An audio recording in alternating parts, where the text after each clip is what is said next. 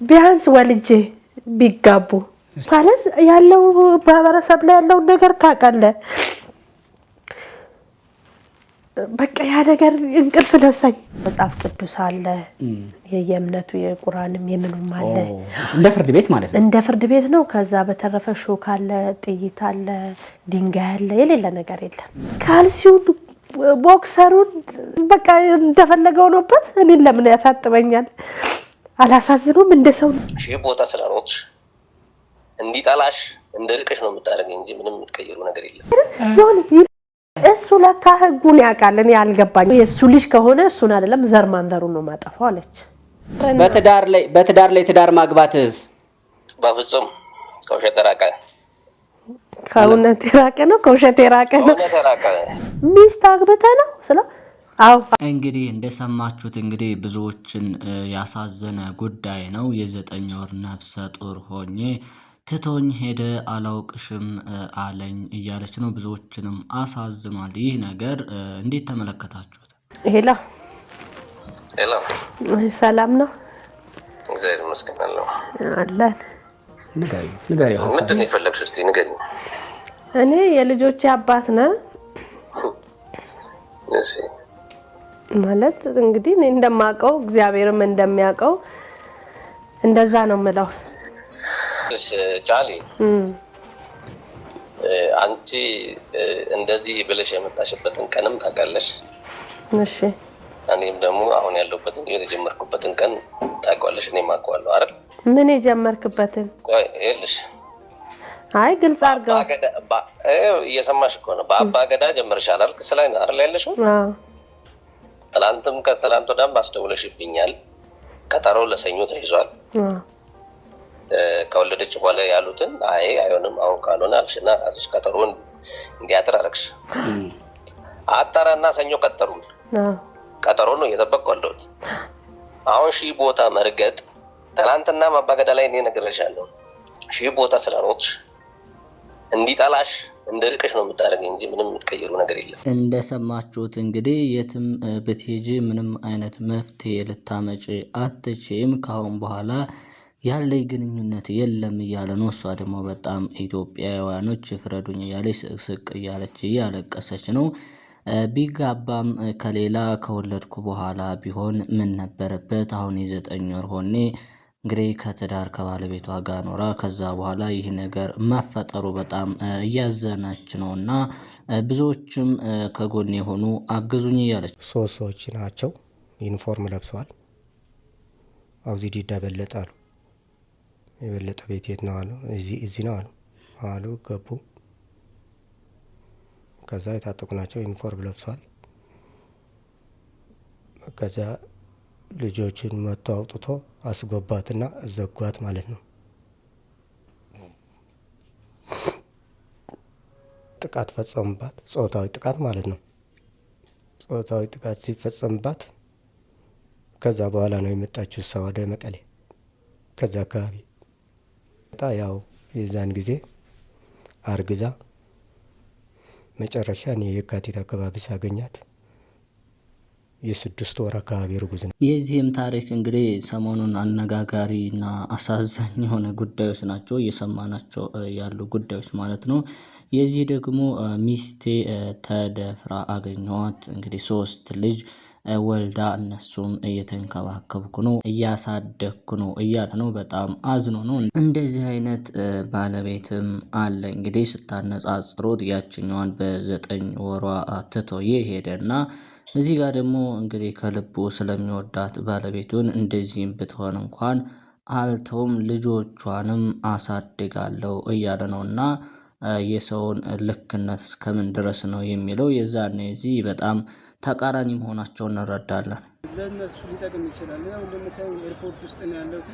በቃ ወደ ውጪ ለመሄድ ኤርፖርት ውስጥ ነው ያለው። የራሴን ፋስት ፉድ ነበረ ወደ ቆሬ መካኒሳ አካባቢ ምሳሌ ልታገኙ ትችላላችሁ። እና ጓደኛ ካናዳ ነበረ። እሱ ሁሉም ነገር አስጨርስልሃለሁ እኛ ጋር ካምፓኒ ሰው ይፈልጋል ብሎ ሁሉም ነገር እያስጨረሰልኝ ፎርምም እየላከልኝ ብዙ ነገሮችን ሞልቼ እየላኩለት ነበር። ያው ትኬትም እንደምታዩት ልኮልኝ የካናዳ ትኬት ነው ልኮልኝ። አሁን እዚህ ጋር ኤርፖርት ውስጥ በቃ ኤዲት የተደረገ ትኬት ነው ተባለ። እና ፕሊስ በቃ ይሄን ቪዲዮ እንዳታሳልፉት። ለብዙ ሰዎች ሊጠቅም ይችላል፣ መማሪያ ሊሆን ይችላል። ለጓደኞቻችሁ፣ ለዘመዶቻችሁ ሴቶቹ ናቸው እንደዚህ ሊሆን ያሉ በዛ ላይ ፕሮሰስ እየጀመራችሁ ያላችሁ ወደ ውጭ ደግሞ ፕሊስ ይህን ነገር በቃ ተጠንቀቁ። ብዙ ነገር ኤዲት እየተደረጉ እየተሰሩ ነው እንደምታዩት። ሁሉም ነገር እውነት በመሰለ መልኩ ያው እንደምታዩት እየተሰራ ነው እና ይሄንን ብር ደግሞ ያመጣት ቤተሰብ ከብት ሽጠውና በቃ ቤታቸውን አስይዘው ነው። እግዚአብሔር ነው የምላችሁ፣ ቤታቸውን አስይዘው ነው የሰጡኝ። ይህን ብር በወለድ አስይዘው ነው። እኔ የራሴን ስራ እዚህ እየሰራሁ ነበረ። በቃ እኔ እንደዚህ የተሻለ አግኝቼ ነው ምናምን ስላቸው የለበስ አስጨንቃቸው ነው ይህን ቤታቸውን አስይዘውና ከብት ሽጠው ነው የሰጡኝ።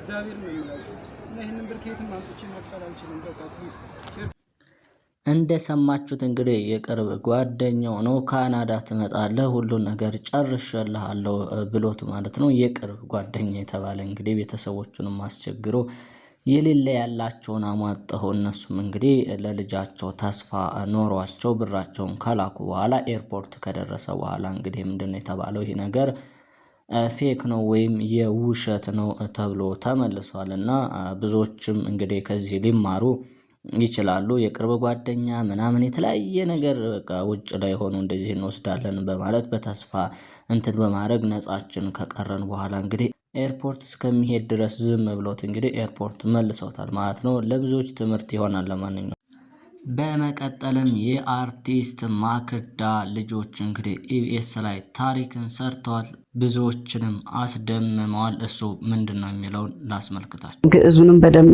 እንትን ይላሉ። አትናገሩም? በግዕዝ ትንሽ ነገር ባል እኮ ነው ከምታውቁት ግዕዝ ላይ እስኪ ጸሎት ናቸው። እስኪ እንዴ ጸሎት ታዲያ በጣም እኛ በጣም ነው የምንፈልገው ጸሎት በግዕዝ። እስኪ አበረታቷቸው እስኪ ገልጽ የወክልንታ የበትምታ መስቀል በስመ አብ በወልድ በመንፈስ ቅዱስ አሐዱ አምላክ ቅድስት ሥላሴ ዘአመን ወትማፀን ክህደ ከሴጣን ቅድመ ዛቲ ቅድስት ቤተክርስቲያን እንተ ይእቲ ስሜ ማርያም ጽዮን ለዓለመ ዓለም። እዚህ ጋር ስንት ይሆነ? 7 አልሆን? አዎ 7 ወይ 8 ሆነ። ማኪ ቁጥር አትጥሪ። አንዳንዶች ያገጣጥሙና ችግር የለውም እናገጣጥም። ኧረ ተይ ማለት የሰራህበት ብዙ ነገር ካረክበት እድሜ ምንም ማለት አይደለም። ለምንድን ነው እድሜያቸውን የምትጠይቃቸው? አንዳንዶቹ ለምን ታሳቀቃቸዋለህ ይሉኛል። እድሜ መጠየቅ ያሳቀቃል? ያው የሰው አንደርስታንዲንግ በእድሜ ውስጥ ነው ሰው ጀጅ የሚያደርግህና ከዛ አንፃር ነው መልሶቹ ስለሚያስፈሩ ይሆናል።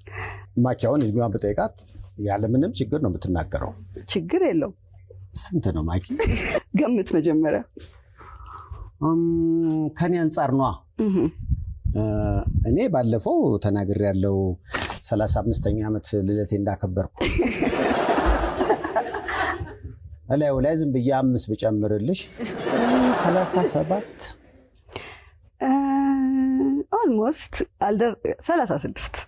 ብዙዎች አርቲስቶች እንግዲህ እድሜያቸውን አይናገሩ። ነገር ግን አርቲስት ማክዳ አፈወርቅ እንግዲህ ለመጀመሪያ ጊዜ የተናገረች ሴት ናት ማለት ይቻላል። ከአርቲስቶች ብዙዎቹ አይናገሩም። ወደዚህ ጠምዝዘውና በጣም ደስ የሚል ነገር ነው። ልጆቿንም እንደሰማችኋት እንግዲህ በጣም ደስ የሚሉ በሃይማኖታቸውም በጣም ጎበዝ የሆኑ አርአያ ሊሆኑ የሚችሉ በብዙዎችም ዘንድ መነጋገሪያ ሆነዋል። እንዴት ትገልጿቸዋላችሁ? ሰሞኑን መነጋገሪያ የሆኑት የሴቷ እና የወንዱ ድምጽ እንግዲህ ወንዱ የሴት ድምጽ ነው የሚመስለው፣ የሷ ደግሞ ቀጥታ የወንድ ነው የሚመስለውና ብዙዎችን እያነጋገረ ነው። ለመለየትም በጣም አስቸጋሪ ሆነዋል። ብትሰሟቸው ቃለ ምልልሳቸው በጣም የሚደንቅ ነው። የመጀመሪያዋ ሴት ነው፣ ድምጿ ግን ፍጹም ወንድ ነው። ሁለተኛው ወንድ ነው። እስኪ ስሟቸው። ብዙ ችግርም እየደረሰብን ነው በድምጻችን ምክንያት እያሉ ነው። አዲስ አበባ ከመጣው ማኮ ማለት ነው እናንተ በቃ ሸር ብትንን ምንድነው? እናቴ ምን አስበ አንዴ ትቀልጃለሽ እንዴ? ግን እንዳትመጪ እንጂ ሸር ብትን ብቻ አንዴ ለምን ማልመጣው? እዚህ አንቺ ደግሞ ምን ትሰሪያለሽ አሁን ኢትዮጵያ? እውነቴን እኮ ነው። ቁም ነገር እንመጣለን ምናምን አለ አይደለ? በቃ አብረን ብንኖር ደግሞ ያበደ ነው የሚሆነው። ወይኔ ደስታዬ፣ በስመ አብ ደስ ይለኛል በጣም። እና ጀለሶች እንዴት ናቸው? ማንም የለም፣ እኔ ብቻዬን ነኝ። እባክሽ ጀለስ ምናምን ትያለሽ? እኔም እኮ አታይኝም እንዴ? ብቻዬን ነው ያለሁት። እውነቴን ነው የምልህ። ትናንትና ምናምን ደውለልኝ ነበር አይደለ? ስዞር ደከመኝ መጥቼ ዘጋልኩ። ከዛ ሌሊት ላይ ምናምን ገባሁኝ ወጣ። እውነታ የማይመስለው ተረት ተረት እያሉ ብዙዎች እንግዲህ ሀሳቡን እየተቃወሙ ነው ያለው። እውነታ ግን እሱም አይነ ስውር ነው፣ ሁለት ልጆቹም አይነ ስውር ናቸው። እናት አባቱም እስከ 5 ቤተሰብ አይነ ስውር አለ እያለን ነው። ሁለቱ ልጆቼ አይነ ስውራን ናቸው። የኔ ሁለቱም ልጆቼ ማለት ነው። የ9 ዓመትና የ2 ዓመት ልጆች አሉኝ። ሁለቱም አይነ ስውራን ሆነው ነው የተወለዱት። ከማን ነው ይሄም የተወረሰው? ከኔ ነው፣ ከባለቤቴ ሳይሆን ከኔ ነው አይነ ስውርነቱን እነሱ የወረሱት ማለት ነው።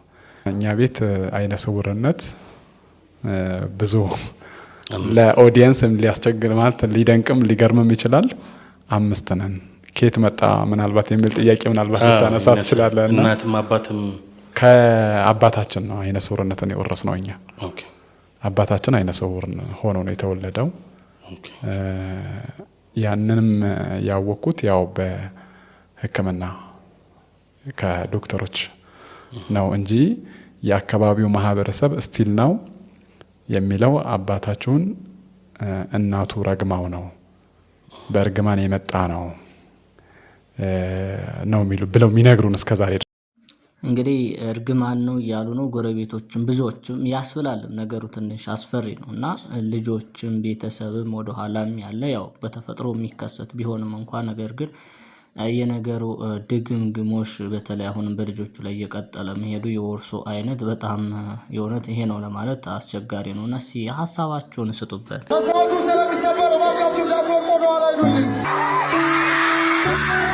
እባካችሁ መስታወቱ ይሰበራል፣ ወደ ኋላ ተጠጉ። ይህ የመድረክ መሪው ተማጽኖ ነበር። ነገር ግን ደስታው አይናቸውን የሸፈነው ተመራቂዎችና ታዳሚዎች አልሰሙትም። ውጤቱም አሰቃቂ ሆነ። ዛሬ በአርባ ምንጭ በነበረ የምረቃ ስነ ስርዓት ላይ መድረክ መሪው ደጋግሞ አስጠንቅቆ ነበር። ሆኖም ማስጠንቀቂያው መሬት አልወደቀም። ከፍታው ላይ ተሰባስበው የነበሩት ሰዎች የተደገፉት መስታወት በድንገት በዚህ መልኩ ተደርምሶ ቁልቁል ወደ መሬት ተፈጠፈጡ። በአደጋው ምክንያት በበርካታ ሰዎች ላይ ቀላልና ከባድ የአካል ጉዳት ደርሷል። እስካሁን ባለው መረጃ በአርባ ምንጭ በሚገኙ የጤና ተቋማት ከ19 በላይ የሚሆኑ ተጎጂዎች የሕክምና እርዳታ እየተሰጣቸው ይገኛል። የደስታው ቀን በአንድ አፍታ ወደ ሰቆቃ ተቀይሯል። መዘናጋት ዋጋ ያስከፍላል። እንዲህ አይነት አደጋዎች በሌሎችም ቦታዎች እንዳይደገሙ ሁላችንም ጥንቃቄ ማድረግ አለብን።